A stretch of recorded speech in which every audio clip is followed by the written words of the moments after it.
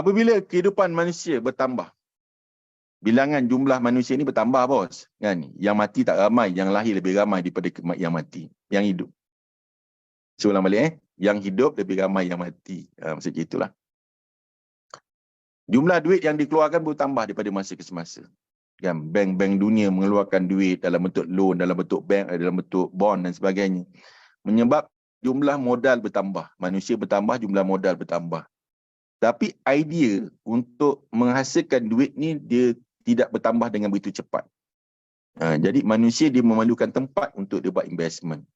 Kan Warren Buffett contohnya, ataupun semua taiko whale yang besar ni, dia beli emas, dia beli semua. There is a limited, bos. Dia limited. Emas dia limited. Dia nak invest dekat saham Apple pun ada limited. Dia tak ada, dia tak boleh beli berdasarkan saya nak belilah 10 bilion, tak boleh, bos. Ini kalau bos ada duit 10 bilion kan, nak beli Bitcoin. Kita tak boleh beli Bitcoin yang nowhere. Bitcoin tu semua dia ada owner dia. Jadi kita kena beat the price. Kita tidak akan dapat harga yang kita nak. Harga ditentukan oleh pasaran. Contoh saya ada duit 10 bilion, saya nak beli Bitcoin. Saya takkan dapat pada satu harga. Ini bukan kita beli pisang, bos. Yang saya boleh, ni pisang ni saya borong. Kan? Tak boleh, bos. Jadi dia ada pergerakan demand, harga demand dan supply ni. Walaupun kita ada duit 10 bilion, kita tak boleh beli terus dengan satu harga. Kita kena beat the price.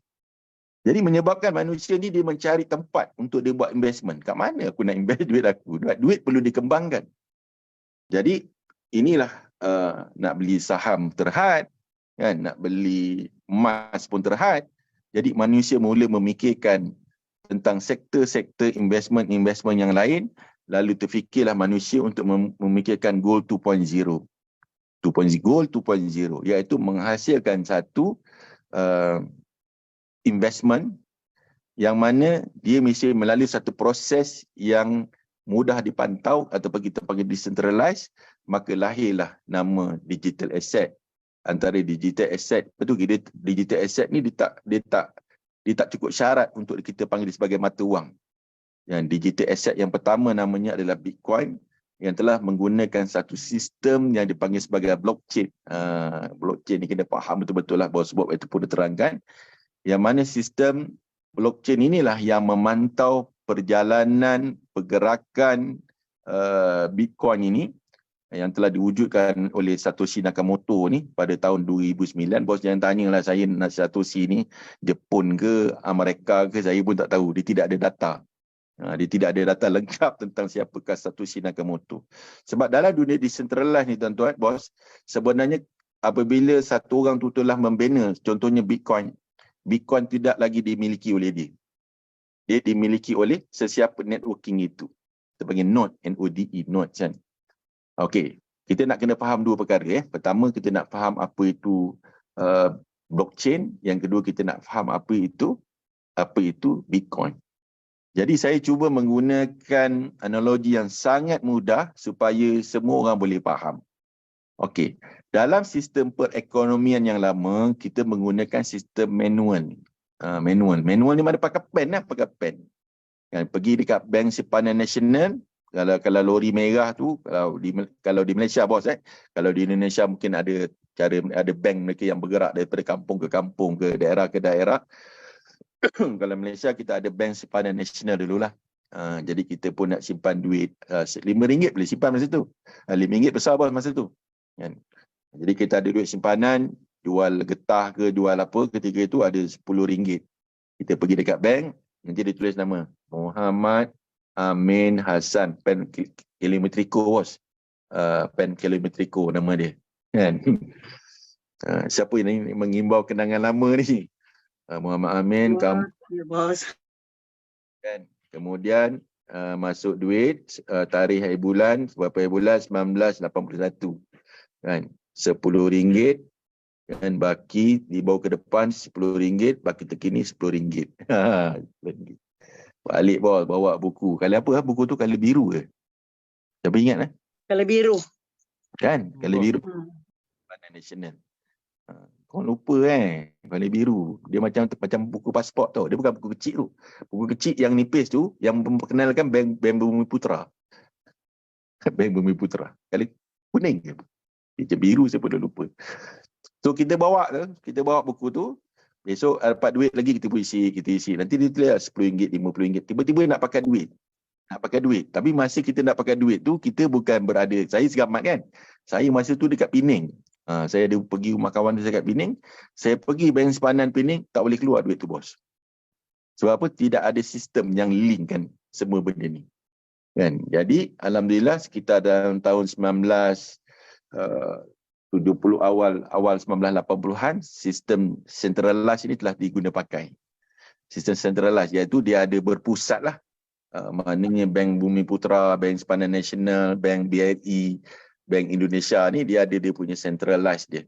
Jadi kita boleh pergi kat bank, ATM tak ada lagi masa tu. ATM tak ada lagi. Tapi kita dah boleh lah isi duit, deposit duit dekat Seramat, pergi keluarkan duit dekat Kuantan, boleh. Dan kemudian sekitar tahun 82, 83 mesin ATM dikenalkan. Siapa ingat masa tu? 83 ke 84 je lah mesin ATM. Jadi saya antara pemegang kad ATM yang paling awal lagi. Sebab saya adalah penerima beasiswa kecil persekutuan. Beasiswa daripada kerajaan setahun RM300 tu lah. Kan? Jadi buku bank dekat Warden Asrama, saya tak pernah ambil. Tapi kad ATM pada saya. Jadi kawan-kawan saya nak keluarkan duit, kena isi borang, jumpa dengan Warden, susah. Saya dah ada teknologi kad ATM masa tu. Pergi ATM, keluarkan duit, settle. Kemudian sistem centralized ni, walaupun banyak kebaikan dia, dia ada keburukan dia. Keburukan dia apa? Sistem data yang ada dekat pusat itu dikawal oleh seseorang. Jadi ada satu mamat ni dia pening, satu orang ni dia pening otak dia kan, dia fikir macam mana cara nak kaya. Akhirnya sebab dia kerja dekat central dia ni, dia telah manipulate sebab semua buku akaun data tu ada di situ. Dia telah ambil satu akaun tu sen-sen dia. Sen-sen dia. 1 sen, 2 sen, 3 sen. Saya tak ingat berapa sen dia ambil. Tapi bos, dia telah berjaya mengumpul duit berjuta-juta. Dia pun berhenti daripada kerja bank tu. Dia pun pergi kerja lain lah. Masa dia kerja lain tu, dia beli kereta-kereta yang mewah-mewah. Masa TV tu. Saya ingat lagi, masuk TV. Akhirnya beliau telah disiasat. Rupanya ditangkap atas kasus menggelapkan duit dalam sistem pusat ini. Mana ini kelemahan sistem pusat ini? Mana sistem tu boleh dirungkai, boleh sesiapa pun boleh masuk, owner dia boleh masuk. Boleh diubah suai, dan sistem centralized ini telah pakai oleh semua kerajaan-kerajaan seluruh dunia. Kerajaan Malaysia pakai, kerajaan Indonesia pakai.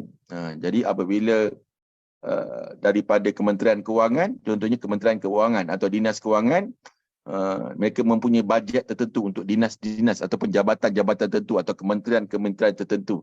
Ini kena guna juga bahasa Indonesia ni sebab kita nak raikan teman-teman kita dari Indonesia. Contohnya bagi kepada dinas pendidikan atau kementerian pendidikan, kan, sejumlah katalah 3 miliar, 300 miliar atau kata 100 juta. Contoh. Apabila kewangan itu, duit itu sampai je kepada dinas kewangan, dinas pendidikan, kan?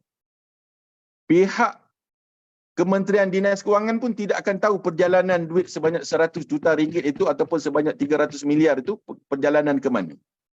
Apa yang telah dibuat? Kontraktor mana yang telah dibayar?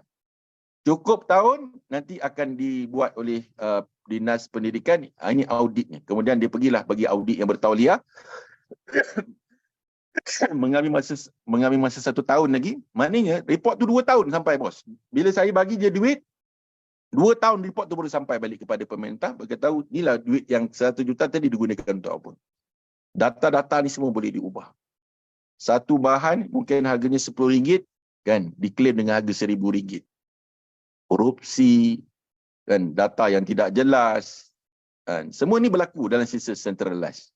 Jadi inilah yang menyebabkan kalau kita lihat kekurangan dalam ekonomi ini, ketirisan, rasuah, korupsi berlaku. Sebab apa? Sebab dia tertutup. Macam tadi kan, Aman Shah tadi kan? Aman Shah namanya. Tak maaf lah Aman Shah tersebut nama kau. Tertutup. Tak ada siapa yang tahu. Mungkin orang yang pegang pusat tu je yang tahu. Jadi akhirnya, siapa namanya? Saya lupa namanya. 1991, satu ekonomi yang dipanggil blockchain ekonomi telah dicipta.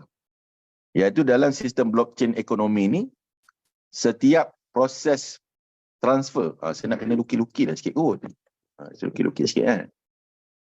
Ya, jelas kan.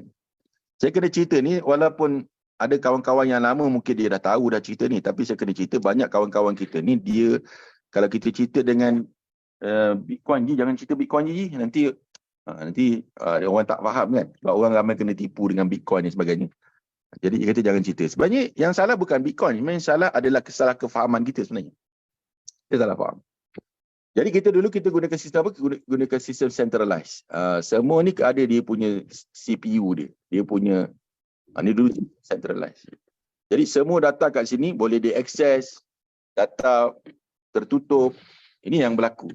Ini dulu centralized. Tapi yang bagus tu lah, macam saya cakap tadi, kan, maknanya kalau kita simpan duit dekat contoh kita simpan duit dekat KL, kita boleh keluarkan duit tu dekat Kuantan. Kalau di Indonesia kan. Kalau di Indonesia mungkin kita menyimpannya di Jakarta, kita boleh keluarkan wangnya di Surabaya. Sebab dia ada sistem centralized. Jadi dia ada kelebihan dan kekurangan lah. Kita tidak nafikan.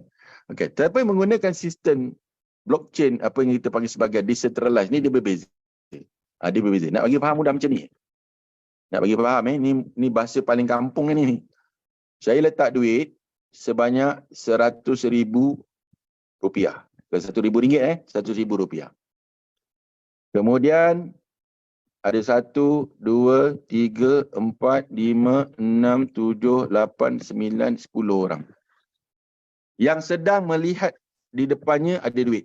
Ni semua tengok-tengok ni, ada duit ni, RM100,000 ni. RM100,000 dalam RM330 lah duit kita. Saya nak meraihkan teman-teman kita dari Indonesia. RM100,000 Pak. RM100,000. Semua melihat. Siapa punya duit ni? Duit ni saya punya. Ni Haji Amil punya duit ni. Ni Haji Amil lah ni. Haji Amil. Ni saya punya duit, saya letak. Kemudian saya pun tinggalkan bilik ni. Saya pun tinggalkan duit ni. Soalan saya, siapa yang boleh ambil duit RM100,000 ni? Boleh. Katakanlah X ni diambil. X ni diambil duit RM100,000. Maka 1, 2, 3, 4, 5, 6, 7, 8, 9 orang akan menjadi saksi. Bila saya sampai balik, saya pun masuk balik. Mana aku punya duit RM100,000 tadi? Nanti yang dia kata X ambil duit ni. Sebab apa? Ada 9 saksi yang melihat X mengambil duit tu. Jadi memang susahlah nak ambil. Jadi dia tak ada sistem firewall, nak letak peti besi. Kan? Okey, tak apa. Silakan. Kalau kita gunakan centralized kan, kita kena bayar macam-macam charges tu. Kita kena bayar duit, kena simpan dalam peti besi, nak buat bank tu sendiri, dia punya bos nak buat sistem dinding bank tu, dia bukan dinding biasa bos, dia ada dinding specialnya. Kan, dia punya cermin kalis peluru ke, dia punya security, semua kena bayar. Bos tahu tak siapa yang kena bayar kos-kos tu? Kita lah kena bayar. Ingat bank nak bayar ke bos?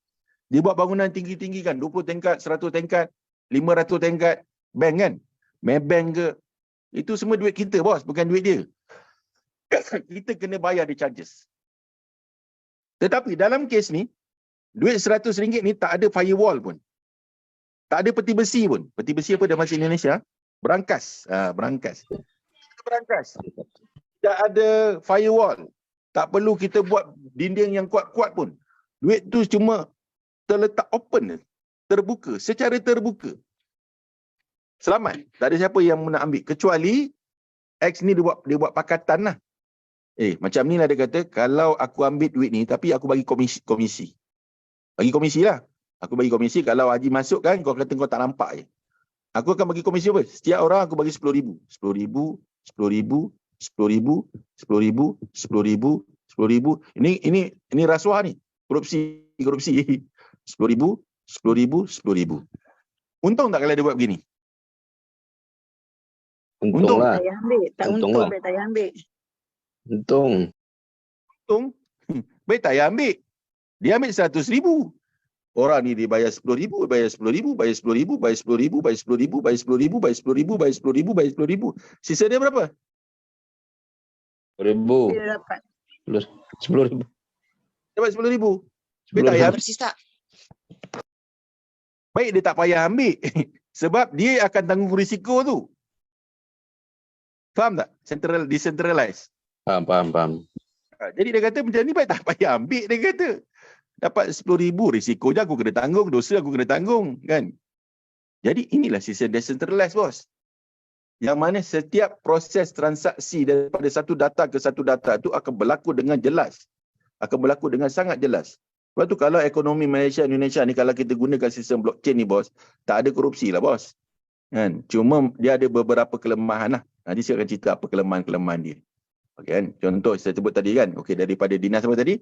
Daripada dinas kewangan, Kementerian Kewangan, bagi kepada dinas pendidikan, dinas apa ni, kewangan ni, kewangan macam ni lah. Yang saya nak kena. Bentar.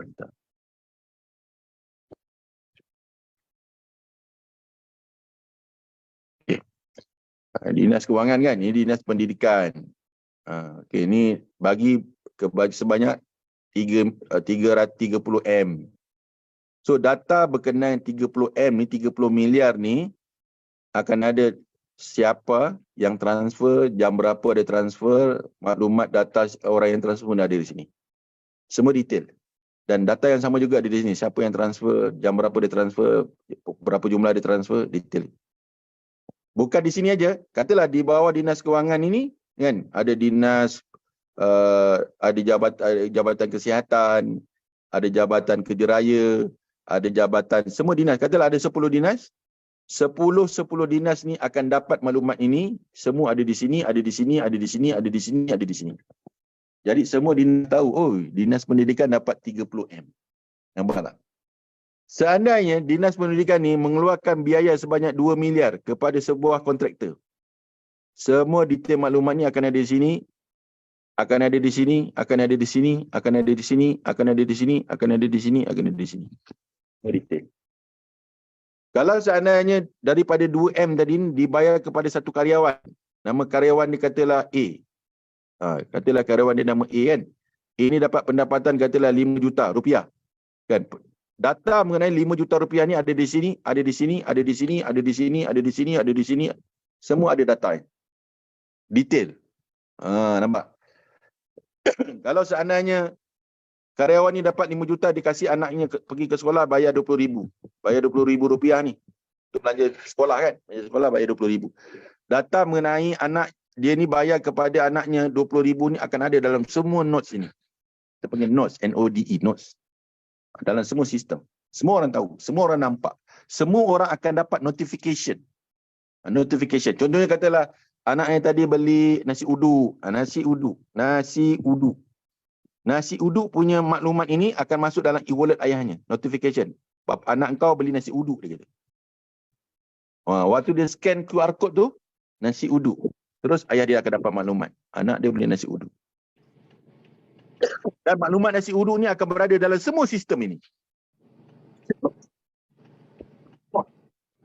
Kalau anak dia beli rokok, contoh kan. Anak dia beli rokok, contohnya. Boleh beli rokok tak? Boleh lah. Tapi tak boleh lah anak-anak beli rokok, kan. Beli rokok tu boleh. Tapi sebagai adab ni tak boleh lah anak-anak beli rokok. Ketika dia sudah membeli rokok, dia mau delete maklumat ini. Dia mau hapus maklumat ini.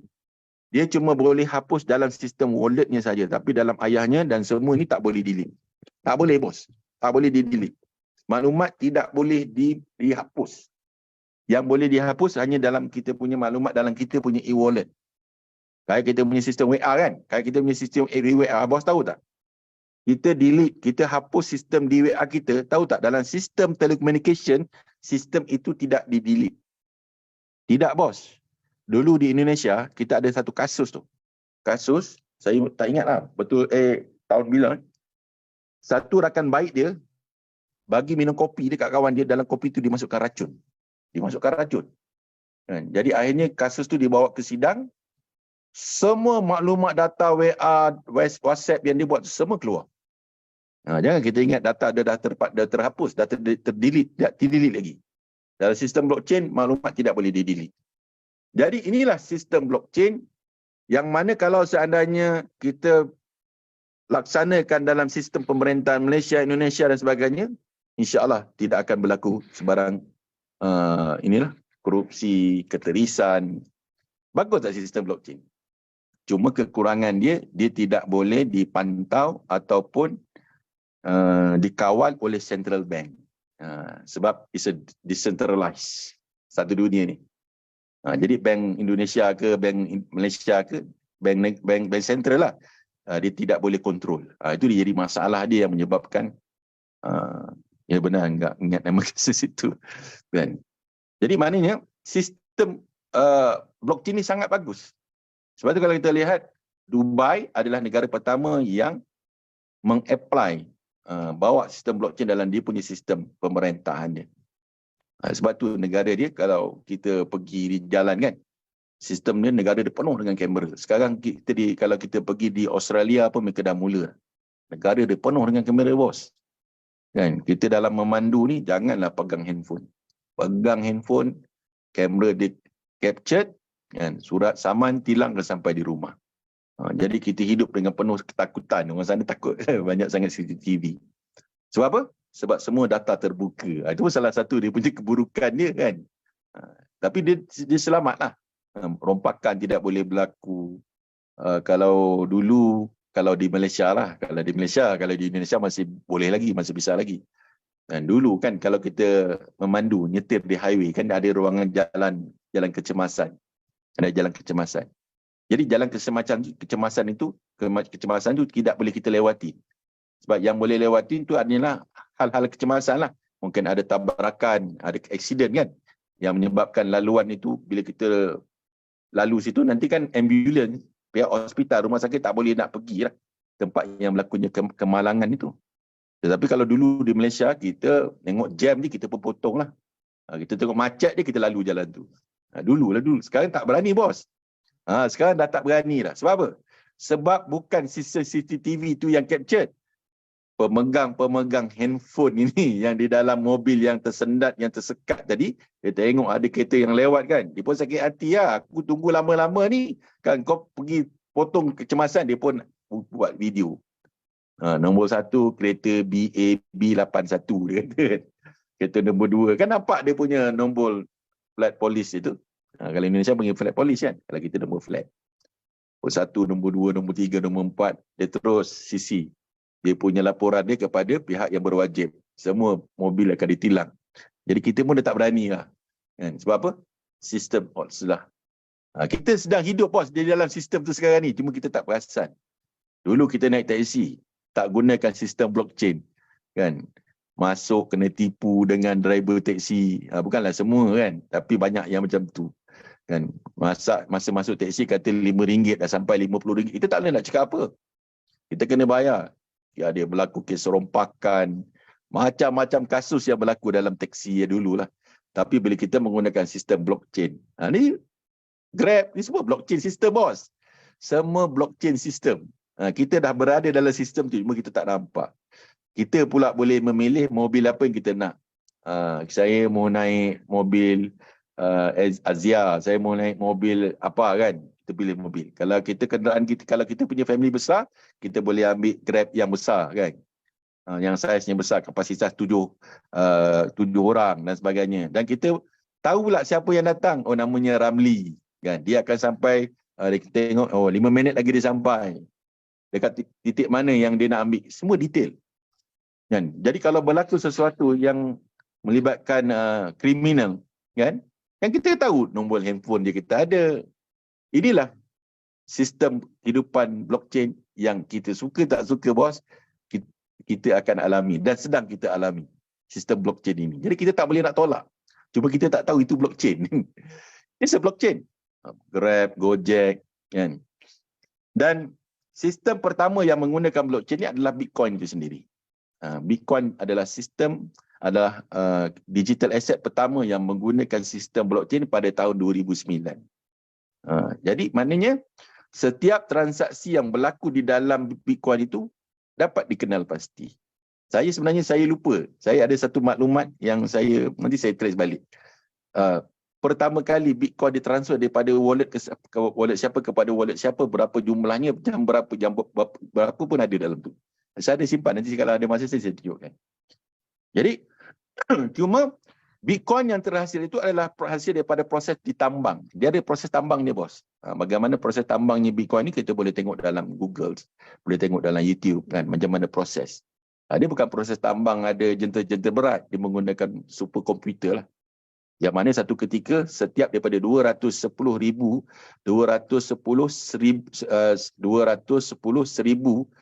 blok, dia by block. Tuan-tuan, dia blockchain ni dia by block. Sebab tu hackers dia nak hack sistem blockchain ni agak susah. Bukan agak susah, memang susah lah, bos. Sebab apa? Contoh tadi kan kita tadi kan setiap maklumat dia ada dia punya blok-blok kan. Ini blok kan. Jadi kalau seandainya dia nak hack akaun anak kecil yang dapat 20,000 tadi tu. Dia nak hack akaun anak yang kecil 20,000 tu untuk dia dapat maklumat, dia nak dapatkan duit daripada budak tu, daripada anak tu tadi kan, dia kena hack semua sekali dalam tu. Semua dalam kain blok tu. Jadi which is very impossible. Sangat-sangat mustahil sebab dia by block. Dia tak macam dulu dalam sistem Internet of Things, dia ada satu sistem yang besar, bos. Nah, sistem yang besar, website contohnya kan. Dia masuk dalam satu website, bos, dia jebol habis semua, bos. Kita tengok kita punya website kita pun hancur. Sebab dihack oleh para hackers. Jadi para hackers ni mereka mempunyai masalah untuk hack dalam blockchain ni bukan sebab susahnya untuk hack itu, tapi dia kena hack lebih banyak lagi blok-blok yang dia kena hack. Contohnya dalam sistem blockchain Bitcoin ni, katalah ada 100 juta blok, bos. Ada 100 juta node contohnya kan. Dia kena hack satu-satu ni, which is very impossible. Very impossible. Sebab tu blockchain sendiri, untuk blockchain sendiri, untuk Bitcoin kita belum pernah dengar kena hack. Tetapi kalau exchange atau bank-bank yang menggunakan sistem sistem exchanger, itu kita pernah dengar. Baru ni kita dengar kan FTX, sebuah exchanger yang bangun tidur dia tengok dia punya sistem dia kosong, dan dia punya kripto dia kosong dalam tu. Dia memang ada kelebihan dan ada kekurangan. Nanti saya akan ceritakan, insyaAllah. Okey. Jadi apabila ditambang, ketika itu setiap daripada blok itu mengeluarkan sebanyak 50. The first Bitcoin transaction tu, bos Fahim dah sebut ni. Dia mengeluarkan sebanyak 50 ke satu ketika, bos. 50. Satu blok yang saya sebut tadi 210,000, 1,000 blok, satu blok itu, dan dalam dia ada blok-blok itu sebanyak 210,000 tu mengeluarkan sebanyak 50 Bitcoin. Sebanyak berapa? 50 Bitcoin. Jadi ketika tu kalau kita ada PC, ada komputer kecil pun, small komputer pun, kita boleh buat mining dan boleh menghasilkan. Tapi ketika itu tak ada nilai. Tidak ada nilai ketika itu. Saya ada teman saya di Pening, dia ada 700 Bitcoin. Dia buat mining tu, dia ada 700 Bitcoin. Dan ada satu hamba Allah Ta'ala ni, dia telah mining begitu banyak Bitcoin. Ada beratus-ratus ribu, berpuluh-puluh ribu Bitcoin yang dia terhasil. Bukan beratus, berpuluh-puluh ribu telah terhasil daripada dia buat mining. Tetapi ketika itu tak ada nilai. Jadi dia telah memikirkan, ada tak orang yang mau menghantar pizza bukan Pizza Hut lah, dengan bayaran Bitcoin. Dia telah tawarkan dalam komunitasnya, siapa yang menghantar pizza, nanti saya akan bayar pakai Bitcoin. Kemudian ada satu hamba Allah Ta'ala ni, dia telah mengirim 2 pizza dan dia minta Bitcoin tu, dan dia telah dibayar sebanyak 10,000 Bitcoin untuk membeli 2 keping pizza. Dan hari ini telah dipanggil sebagai Pizza Days. Dipanggil, tak silap saya bulan April. Kalau salah, tolong betulkan saya. Pizza, dia panggil bulan April, dia panggil Pizza Days. Dan bermula dari, sebenarnya dia ada dua peristiwa. Satu, membeli pizza. Satu lagi, tak silap saya, ada orang yang bekerja, diminta gaji dibayar dalam Bitcoin. Jadi apabila pizza ni dibeli dengan harga sebanyak 10,000 Bitcoin, maka seluruh mining orang yang mempunyai Bitcoin itu sedang menyedari bahawa ada nilai rupanya. Satu pizza ni ada nilai, dengan nilai yang is a penny lah. Mana sen lah. Is a micro sen lah ketika itu. Kan ketika itu kalau kita bagilah kan, kita bagikan, dikatakan harganya kurang daripada 10 sen pun ketika itu nilainya satu Bitcoin. Jadi dia telah menyebabkan orang menganggap bahawa satu hari insya-Allah Bitcoin ni akan mempunyai nilai. Jadi mereka telah menyimpan nilai Bitcoin dengan proses mining, tetapi pada tahun 2012 telah berlaku satu yang dipanggil halving. Halving ini pengeluaran Bitcoin itu akan berkurangan sebanyak 50% daripada 50 tadi jadi 25 je. Jadi halving pertama telah menyebabkan harga Bitcoin meningkat daripada $5 kepada $1,160. Itulah. Jadi ketika itu tidak ada sistem exchanger seperti mana kita lihat sekarang lah. Dalam ketika itu gunakan cold wallet. Cold wallet ni dia macam pendrive lah, macam pendrive. Kan? Jadi kita simpan kita punya Bitcoin kita di dalam tu. Kita panggil cold wallet. Dan bila berlakunya kenaikan daripada $5 kepada $1,160, ketika itu berlaku satu renjatan, boleh naik harga Bitcoin ni. Tapi masing-masing tak pasti. Sebab ilmu berkaitan dengan blockchain, berkaitan dengan kripto sangat-sangat limited ketika itu. Tak adalah orang tulis buku ke, maklumat ke, Satoshi Nakamoto buat presentation, cerita pasal apakah. Tak ada, benda itu tidak berlaku. Saya ketika itu, saya ingatlah, saya ditawarkan oleh salah satu saya punya investment yang base kat Hong Kong untuk menerima withdrawal dalam bentuk Bitcoin. Saya tak faham kan. Saya pun reject je. Saya kata saya nak commission saya dibayar dalam dolar ketika itu. Dapatlah dolar. Masa itu income saya tak adalah besar. Saya ingat dalam $1,000 ke $2,000 lah. Kan? Sebulan kan. $1,000-2,000 sebulan ketika itu daripada investment tu. Kalau saya ni kita kalau lah kan. Tak mau kita kalau lah. Yang pastinya the first halving Bitcoin naik pada $5 kepada $1,160. Kemudian halving yang kedua berlaku pada tahun 2020, yang mana apabila berlakunya halving kan, biasanya bukan biasanya, dia punya pergerakannya dia akan turun sebanyak 85% daripada nilai yang paling tertinggi. Nilai paling tinggi 1,160, dia turun kepada berapa? Kepada 380 ketika itu. Kita share lah screen sikit. Share screen ke Ya.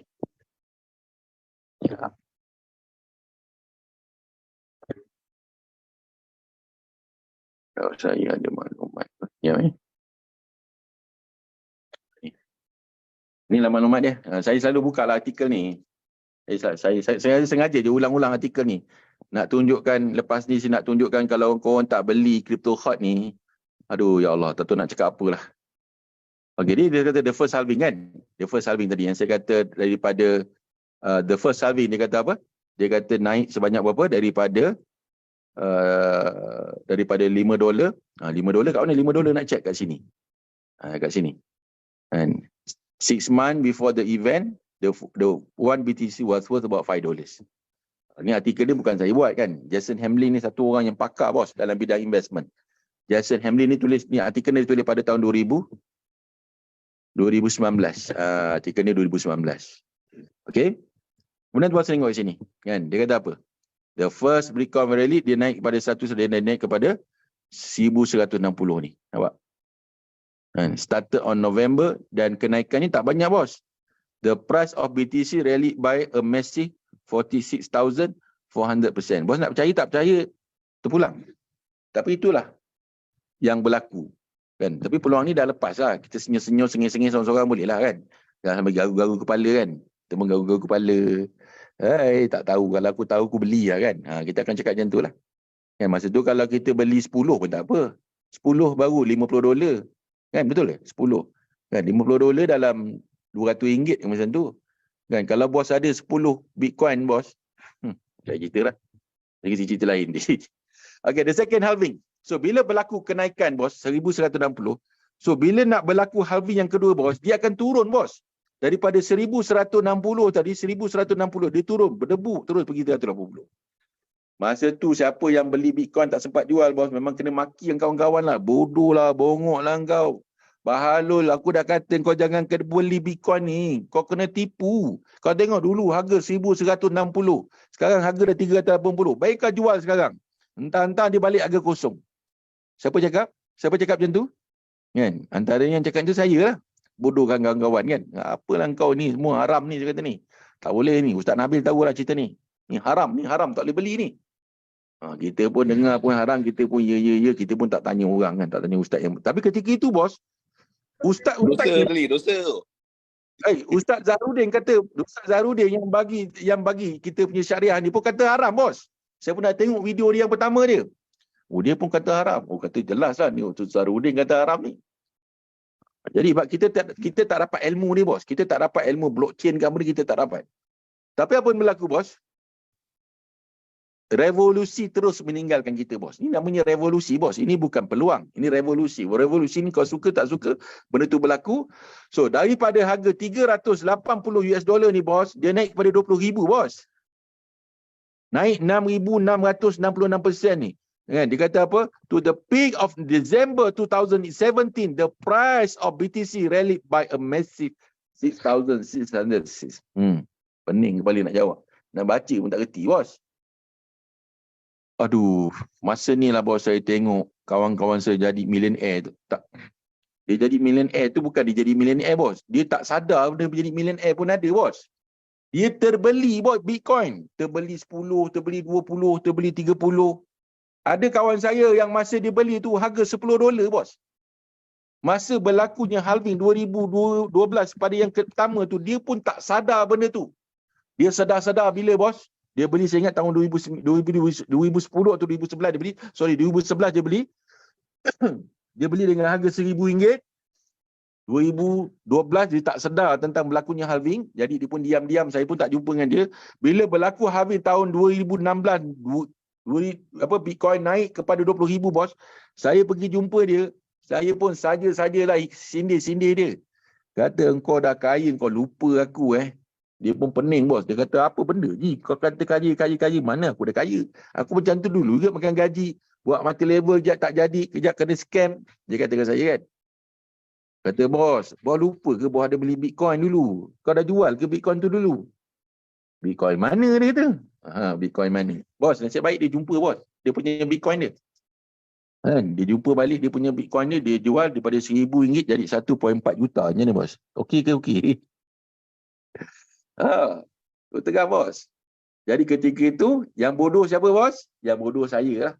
Yang saya maki-maki kawan saya tu. Kata kau jual lah, kau punya Bitcoin kena tipu dan sebagainya. Bila naik 20,000, bos, diorang semua sukses. Kaya lah kan dengan Bitcoin. Ketika itu saya pun mula garu-garu kepala lah. Saya pun garu-garu kepala juga masa tu. Macam bos juga yang lain kan. Garu-garu kepala. Aduh bodoh tu. Macam tu lah lebih kurang kan. Apalah aku. Haram. Dia ada satu suara lain kata haram. Jadi bos, saya pergi jumpa dengan Datuk Dok Bakar. Ketika itu. Datuk Bakar explain dengan saya. Tuan bos kenal kan? Kalau Indonesia tak kenal lah Datuk Bakar Datuk Iskandar Tan Sri. Saya in person jumpa dengan beliau. Alhamdulillah dapat peluang jumpa dengan beliau. Dia cerita dengan saya tentang Bitcoin. Beliau merupakan penasihat syariah, bos. Suruhanjaya Security. Kan? Dia tahu ilmu dia. Masa tu Dr. Zahrudin pun dah katakan benda ni tak haram lah. Sebab dia apabila dia pun buat dia punya token di sini yang nama Bayan kan. Jadi ketika itu bila saya dapat maklumat, saya tunggu. Masa tu harga bukan kan 20,000 kan. Jadi saya kira, bos, dia mesti turun 85%. Saya kira-kira 85%, bos, dia akan turun sekitar harga dalam 3 ke 5,000 $. Dia mesti turun. Dia turun kan. So dia mesti turun kan. Yang pertama apa? Yang pertama daripada $5 pergi ke apa? Pergi kepada 1,160. Kemudian dia akan turun kepada berapa? 380 dan dia naik kepada $20,000. Kemudian saya kira dia turun, bos, dekat 3,100. Inilah dia punya floor price dia. Ini yang kita perlukan guru ni. Ini floor price dia. 5,160, 380, 20,000. Beli 3,100. Beli simpan, bos. Beli simpan. Sebab halving berlaku pada ini 2012, 2016. Next halving 2020. 2020, bos. Wah, waktu kita kena duduk kat rumah kan. Bini tengok laki, laki tengok bini. Tengok kau tengok aku. Dan boring pergi dapur. Pergi minum air Milo. Buka peti sejuk, makan biskut. Berbulan-bulan, bos. Macam tu, bos. Kena lockdown. Kan? Nak keluar rumah tak boleh. Kan? Nak keluar rumah, Kau keluar rumah, jiran telefon polis. Kata jiran saya keluar daripada rumah. Itu yang kita susah tu. Duduk dalam rumah tu. Bulan Mei tuan-tuan. Mei tahun 2020, berlakunya halving. Saya beli ni bila bos? Saya beli 2017. Sebelum dia naik bos. Ketika orang maki hamun bos. Masa harga 380 ni orang maki hamun tu. Bodoh kau beli Bitcoin. Orang ni semua scam. Sama lah bos masa 3,100 ni. Masa 3,100 bos, siapa yang maki? Siapa yang maki Bitcoin ni? Namanya JP Morgan. Sebuah perusahaan, ya bukan. Dia bukan maki harga 3,100. Dia maki masa harga 20,000 ni. Dia maki masa harga 20,000. Bos pergi tengok dalam internet. JP Morgan bagi tahu Bitcoin fraud. Bos, ibarat bank negara Malaysia ni, kan bank Maybank ke, kalau di Indonesia ni bank Mandiri ke, dia kata Bitcoin fraud. Bos, harga menjunam bagi nak gila bos jatuh. Jatuh sampai harga 3,100. Bos tahu tak siapa yang beli Bitcoin pada harga 3,100 ni? Ni, JP Morgan beli. Nak buat macam mana bos? Ini permainan dunia monkey business kan? Monkey business. Bila harga turun 3,100, JP Morgan beli Bitcoin. Ini cara mereka nak beli dengan harga murah. Dia takut-takutkan orang. Kau jangan beli crypto hot. Nanti crypto hot ni, dia punya tukang penakut-penakut ni. Tukang-tukang takut kan? Jadi bos, beli harga 3,100. Bos tahu tak berapa? Bos Haji Amir, bos Fahim ni seronok lah dia. Sebab kita ni adalah kolektor Bitcoin kan? Tak banyak bos, dia naik 70,000. Korang kira lah sini berapa persen. Persen kau kira sendiri. 3,000 beli 7,000 selama 3 tahun kita simpan. 2017, 18, 19, 20. Ketika itu yang beli siapa lagi? Yang beli MicroStrategy pun beli. Masa siapa lagi yang beli Bitcoin? Ketika itu Elon Musk pun beli 1.5 bilion. Dia keluarkan duit bos. Elon Musk beli. Ketika itu orang baru nampak lah. Kalau kat sini yang beli Bitcoin awal-awal ni semua kaki-kaki scammer yang beli kan. Tapi bila kita tengok tahun 2019, 2020 ni bos. Kan, kerajaan China ada, BlackRock beli. Semua ni syarikat-syarikat Yahudi pun beli juga kan Bitcoin. Right? Jadi, the next halving will be 2024. Kita dah nampak dia punya pattern ni kan. Jadi, saya cadangkan dengan bos-bos kan. Pada 2024 ni, bos jangan buat apa pun tindakan. Okay, jangan buat apa pun tindakan. Tengok je apa yang kami buat dulu. Alright. Sebab daripada 70,000 ni dia akan turun untuk buat persiapan halving pada 2024 dan alhamdulillah bos, setakat rekod kami harga yang paling rendah adalah 15,000. Kalau bos tanya saya, adakah 15,000 ni harga paling rendah? Saya tak boleh jawab. Saya tak boleh jawab bos. Tapi 15,000 dah jatuh. Ethereum harga paling rendah bos jatuh kepada $700 bos ketika itu. Tapi sekejap je. Dia turun 700 bos, lepas tu fuck dia naik balik. Sekarang dah 1,600. Bitcoin 25,000, 26,000. Kan? Jadi sama ada dia turun tak turun, jangan tanya saya bos, saya tak tahu. Right? So, apa yang berlaku 2024 bos? Berlakunya halving sekali lagi.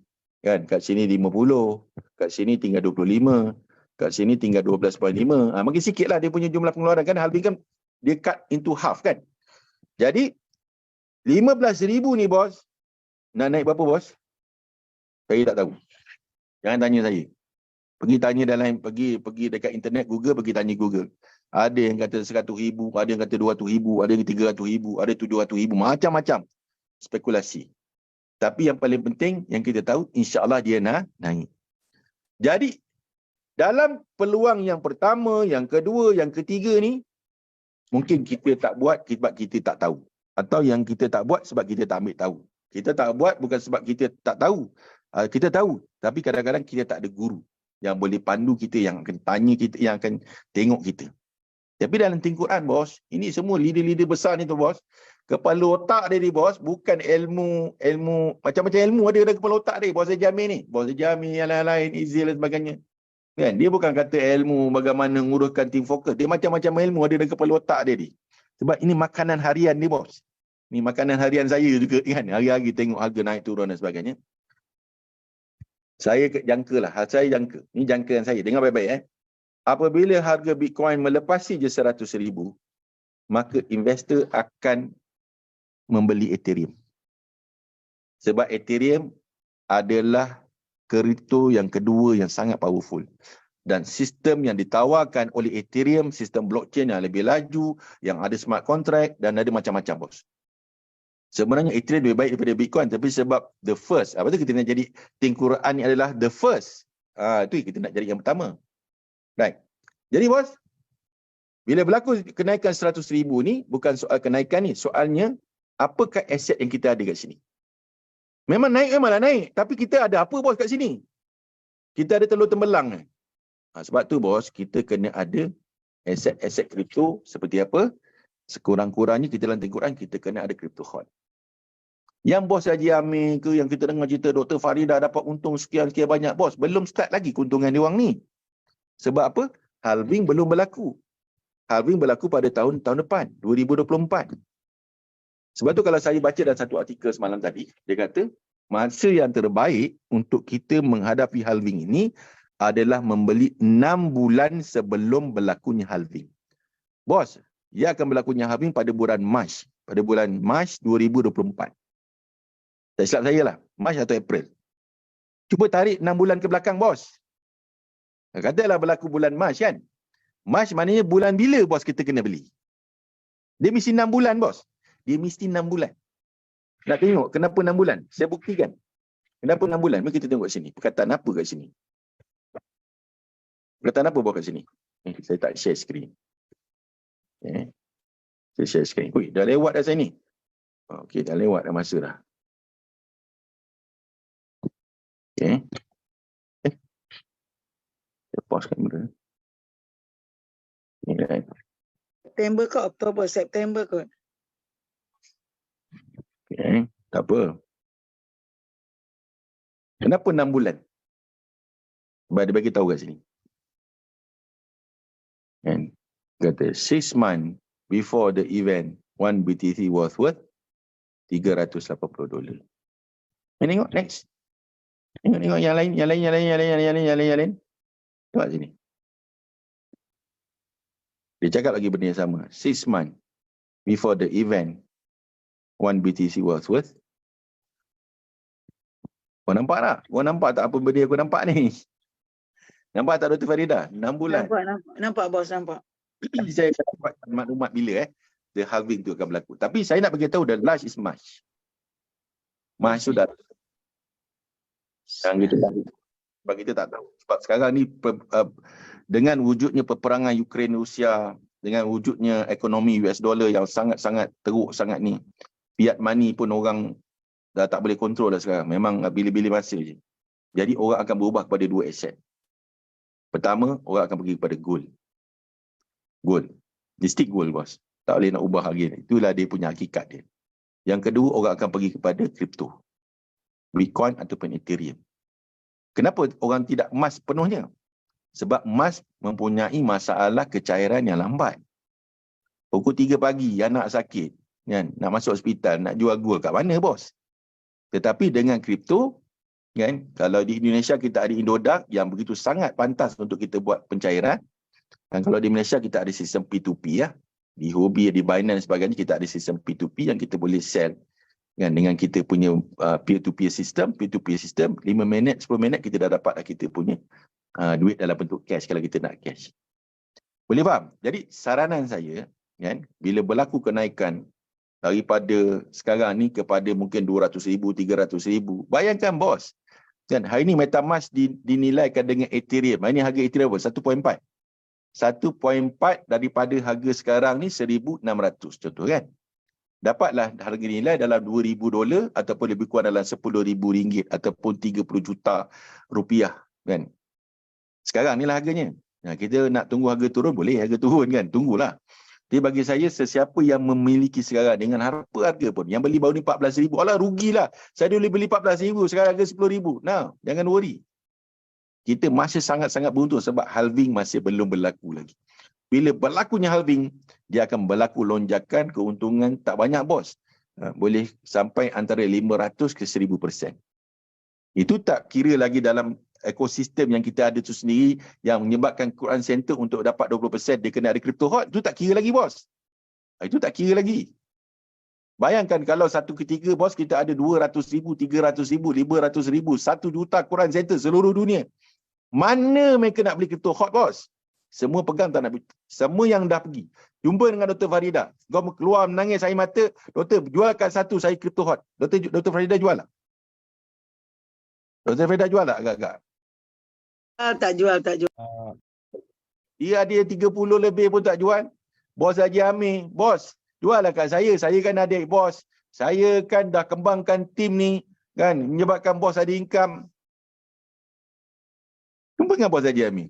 Bos, jual lah murah sikit kat adik ni. Tak ada, bos. Tak dapat. Tak dapat, bos. Orang yang ada 400, 500, 200, 30 pun tak jual. Apa lagi ada satu? Lagilah tak jual. Barang ada 10,000. Yang nak beli ramai. Barang tak ada. Apa berlaku, bos? Apa berlaku? Menyebab yang kau simpan itu besok boleh beli satu, boleh beli flight, boleh beli private jet nanti. Kau jangan tak percaya. Jadi dah pukul 9.27 lah. 9.27 panjang lah, lebar lah. Cerita pasal kripto ni seronok kan. Tapi saya cerita benda-benda yang asas-asas je lah. Supaya korang nampak asas-asas. Ada orang tanya dengan saya, sebenarnya bukan tak nak beli. Saya tak jelas ni, macam mana harga tu boleh naik, harga turun. Apa benda kripto? Kalau duit saya faham lah.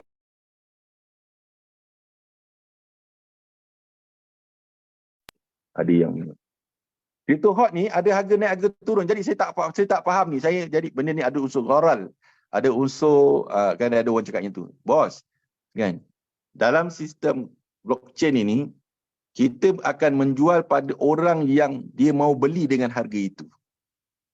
Kalau kita tak boleh paksa orang, bos. Kita kena tawarkan. Saya nak jual ni, saya bagi contoh dekat rakan-rakan Indonesia kan.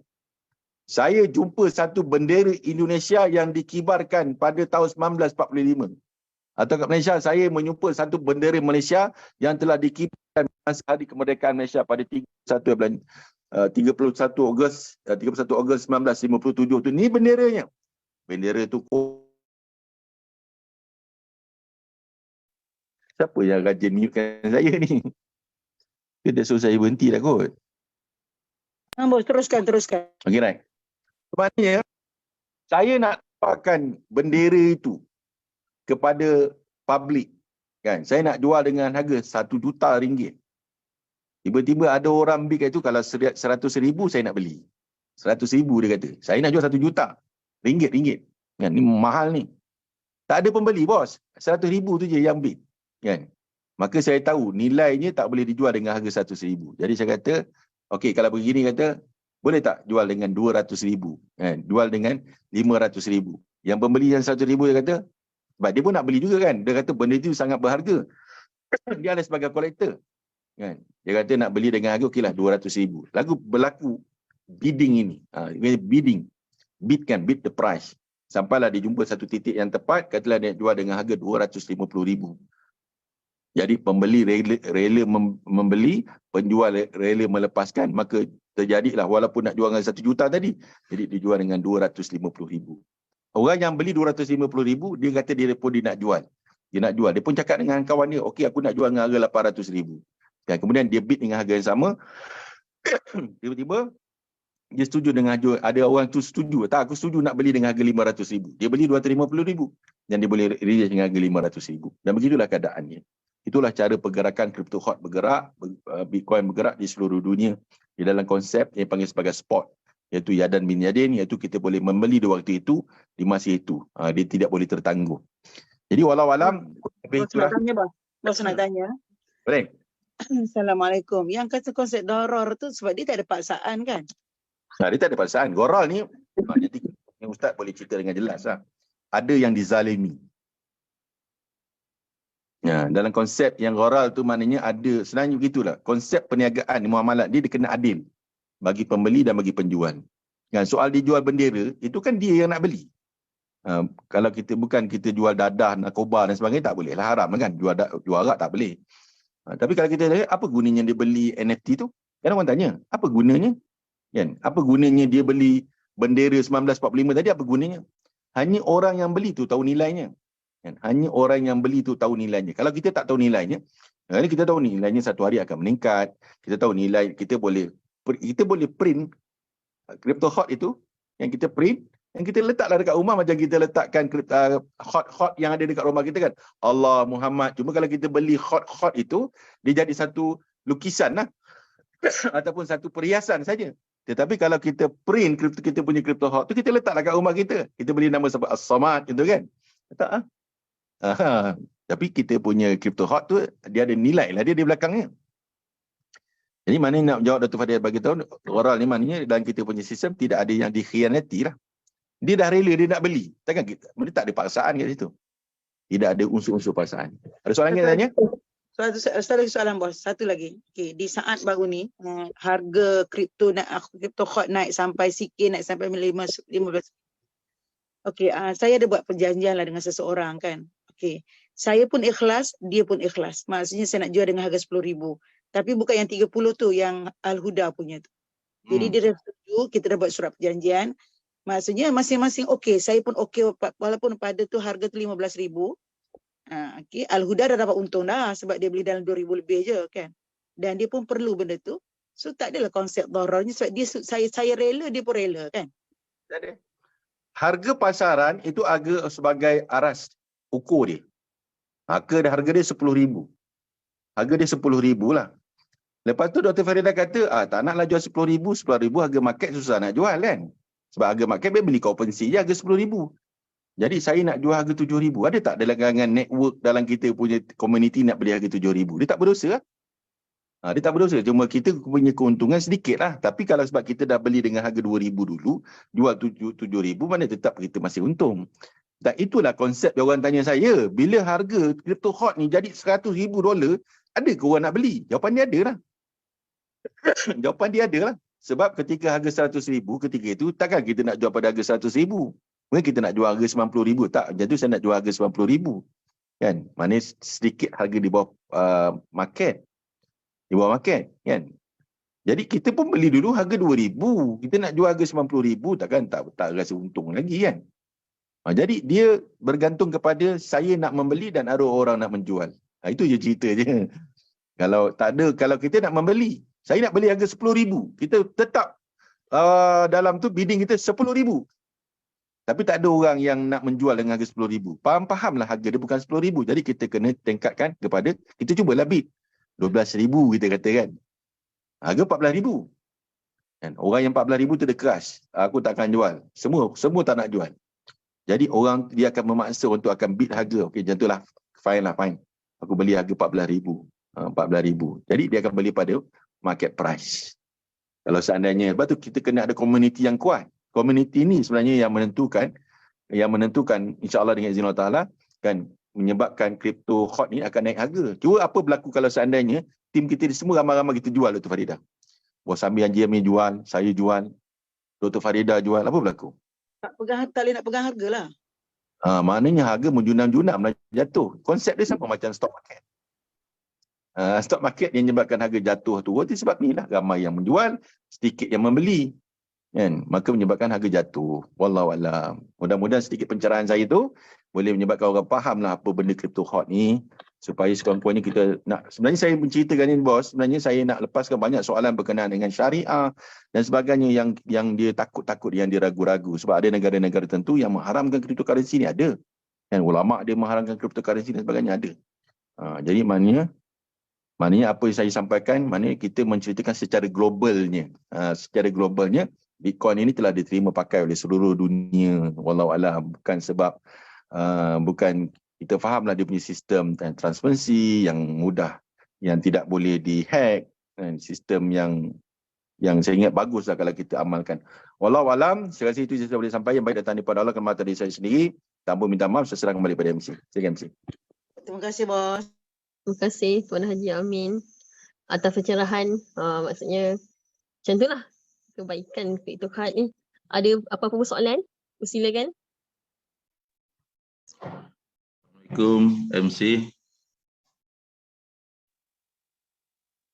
Assalamualaikum MC Mas Surah dari Saiful Anwar. Ya, silakan bos. Teruskan. Baik, terima kasih. Saya ingin berbagi saja insyaallah. Insyaallah saya mengajar ekonomi, sehingga termasuk Bitcoin dari awal saya mengikuti. Cryptocurrency pada prinsipnya adalah sebuah bentuk baru aset seperti Pak Haji Amin tadi sampaikan. Tapi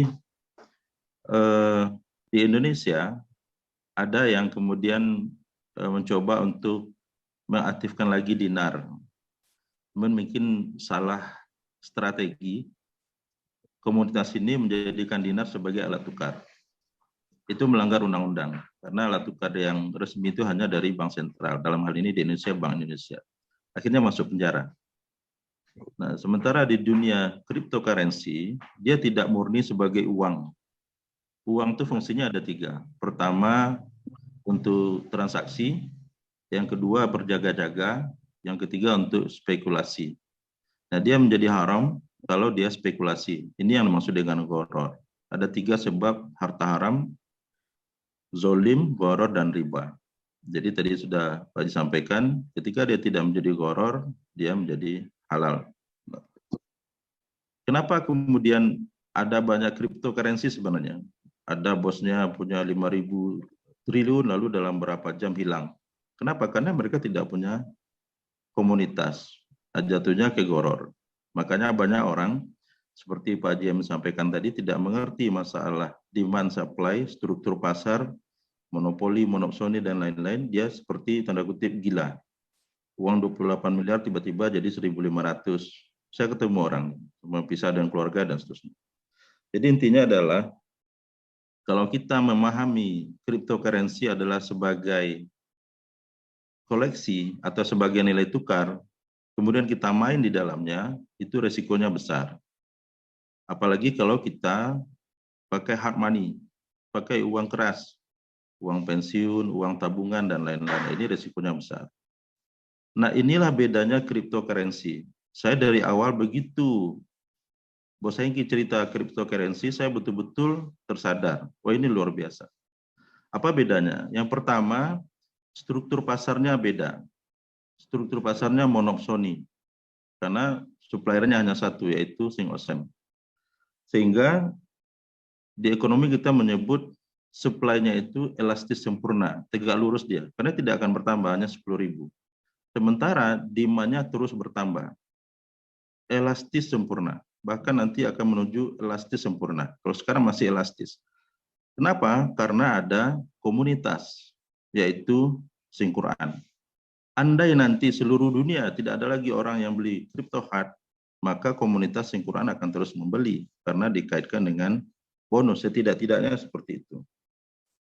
Nah, CryptoHeart dia tidak sama dengan cryptocurrency yang lainnya. Dia tidak idle, tapi dia ada benefit atau utility. Dalam ekonomi ada 4 utility: form utility, place utility, dan ownership utility. Time, place, form, dan ownership utility. Nah, itu yang sampaikan Pak Haji Amir tadi, dia memiliki ada nilainya. CryptoHeart tidak hanya sekedar bernilai, tapi kemudian ada kaitannya dengan bonus, sehingga ini akan terus meningkatkan nilai CryptoHeart. Nah, sementara di luar sana, kalau tidak ada ini, kita tidak bisa kontrol. Seperti Pak Haji Amin sampaikan tadi, ketika main Bitcoin, JP Morgan ada statement, tiba-tiba Bitcoin jatuh, dan kita nggak bisa kontrol. Tapi di Singquran tidak bisa, karena dia ada satu komunitas yang solid. Ujung-ujungnya adalah amanah. Tetap ujung-ujungnya adalah amanah. Nah, karena ini komunitas Al-Quran, saya ainul yakin, jadi ada yakin, ainul yakin, hakul yakin untuk agama ya. Saya ainul yakin, leader-leader di Singquran adalah leader-leader yang amanah. Jadi tidak akan ada gharar tadi, tidak akan ada spekulasi tadi. Misalnya ada statement, maaf, with all due respect, dengan segala hormat, nanti Datuk Razim bikin satu statement apa gitu, lalu CryptoHeart jatuh, bisa saja. Tapi kita percaya Datuk Razim, para leader kita adalah orang-orang aman. Sebenarnya banyak yang saya sampaikan, seperti Pak Haji sampaikan tadi, karena waktu, intinya adalah CryptoHeart berbeda dengan cryptocurrency yang ada di luar sana. Kenapa? Kita ada leader yang amanah, kita ada komunitas Al-Quran, dan ada hal-hal besar lainnya yang akan terjadi di depan. Pada forum yang sangat terbatas ini saya sampaikan, saya menganggap kita sedang membuat sistem ekonomi. Sistem ekonomi, bukan soal demand supply saja, bukan soal pasar saja. Kita sedang membuat sistem ekonomi. Ada komunitas, ada transaksi, ada barang, ada alat bayar, dan itu diakui seluruh dunia. Sehingga komunitas yang seperti yang dibikin oleh orang Indonesia, seorang ustadz membuat komunitas dinar, itu jadi masalah karena dia tidak cara yang smooth. Dia melawan undang-undang, menjadikan dinar sebagai nilai tukar, alat tukar, bukan sebagai cenderamata. Itu sajalah dulu. Terima kasih dan mohon maaf, bukan bermaksud untuk menceramai. Baik, Bos. Masya Allah. Saja. Mudah-mudahan waktu kita lebih banyak diskusi. Baik, Bos. Mantap. Selamat malam. Assalamualaikum warahmatullahi wabarakatuh. Inilah namanya Prof. Prof dia kalau cakap, dia akan cakap bahasa yang begitu teknikal. Saya sebenarnya tidak mau cakap bahasa terlalu teknikal sebab saya tahu teman-teman saya ni kebanyakannya orang-orang biasa yang tidak mengetahui, tapi saya sangat sanjung apa yang Prof buat. Ini adalah satu yang paling pentingnya untuk bagi pemahaman teman-teman kita dari Indonesia juga. Kan, kita sangat-sangat menghormati tentang apa pun yang dikeluarkan oleh fatwa dan sebagainya. Saya sangat-sangat menghormati diri kita sendiri kan. Contoh katalah aplikasi ini tidak dapat kelulusan daripada contohnya kan permohonan sedang dibuat. Jadi contohnya tidak dapat kelulusan daripada pihak yang berwajib. Tapi kan kita lihat aplikasi itu sendiri pun banyak memberi kebaikan kepada. Jadi kita lihat ruang itu di mana. Wallahu alam. Jadi itu saja saya boleh sampaikan. Jadi saya rasa jangan ada soalan-soalan lagi, dah panjang ni kan. Sebenarnya kita ada part 2 sebenarnya. Lepas saya menceritakan asas kepada kripto, sebenarnya saya nak masuk ke NFT. NFT satu topik yang lagi panjang sebenarnya. Yang agak panjang, yang saya pun tak ada waktu untuk membahaskan hal itu. InsyaAllah nanti saya akan masuk part 2, cerita NFT dengan bahasa yang sangat mudah difahami. Walau-walau saya serahkan balik kepada insyaAllah. Terima kasih Tuan Haji Amin. Kita teruskan acara dengan kita jemput Tuan Haji Amir untuk meneruskan acara. Silakan. Bismillahirrahmanirrahim. Assalamualaikum warahmatullahi wabarakatuh. Waalaikumsalam warahmatullahi wabarakatuh, Bos. Memang luar biasa luar biasa ilmu kita pada hari ini digabungkan dengan ilmu daripada Prof. Memang satu input yang sangat-sangat bagus sangatlah, betul tak? Betul. Dapat kat lain ilmu ni. Tak dapat kat lain. Betul. Itu keistimewaan kelas pagi lah, insyaAllah. Itu keistimewaan kelas pagi dan setiap daripada kita ada kita punya team fighter dan kita pastikan team fighter kita join kelas pagi dan team fighter kita tu pun dia ada team fighter dia join kelas pagi kan. Terutama yang dah masuk dalam team fokus lah. Jadi sebenarnya jauh lagi perjalanan kita ni. Perjalanan kita sangat jauh, terutama kalau kita sebut tentang CryptoHeart ni. CryptoHeart ni sebenarnya, CryptoHeart ni adalah ibu kepada segala projek Think Awesome. Sebenarnya kalau kita tengok ekosistem ni, Think Quran ni adalah di bawah Think CryptoHeart. Kalau kita betul faham kan. Sebab tu CryptoHeart dilancarkan dulu. Kemudian Think Quran ni adalah salah satu daripada ekosistem kepada CryptoHeart. Jadi bos bayangkan apa yang akan berlaku di masa depan. Betul lah macam Prof saya pun bilang tadi kan. Sebenarnya Think Awesome ni sedang membina satu ekosistem ekonomi Islam yang sangat besar. Bukan saja di Nusantara, malahan di seluruh dunia. Cuma kita sekarang tengah mengumpul komuniti kan daripada seluruh dunia. So, apabila kita dah ada komuniti seluruh dunia, dengan database tu macam-macam perkara yang kita boleh gerakkan lah. So contohnya dengan CryptoHeart kita dah boleh membantu sahabat-saudara kita di Morocco. Di mana tengok Think Awesome telah melancarkan satu wallet Pray for Morocco di mana ada teman-teman kita yang donate CryptoHeart di dalam wallet tersebut dan ada teman-teman lain yang membeli CryptoHeart tersebut dan hasil tu lebih kurang daripada $30,000 akan diserahkan kepada sahabat kita Hands Foundation. Hands Foundation ni adalah sebuah foundation daripada Indonesia yang telah bekerjasama dengan Datuk Razin ketika sebelum ni di Turki. Jadi ini antara aktiviti-aktiviti yang akan dilakukan oleh Think Awesome dan banyak lagi sebenarnya program-program di masa depan yang mana kita akan gabungkan Crypto Heart, Think Quran dan komuniti kita untuk kita beri manfaat pada dunia lah, bukan setakat manusia Nusantara, malahan peringkat dunia lah. Jadi kita ambil kesempatan pada bos-bos semua untuk kita bersama-sama membantu saudara kita di Morocco.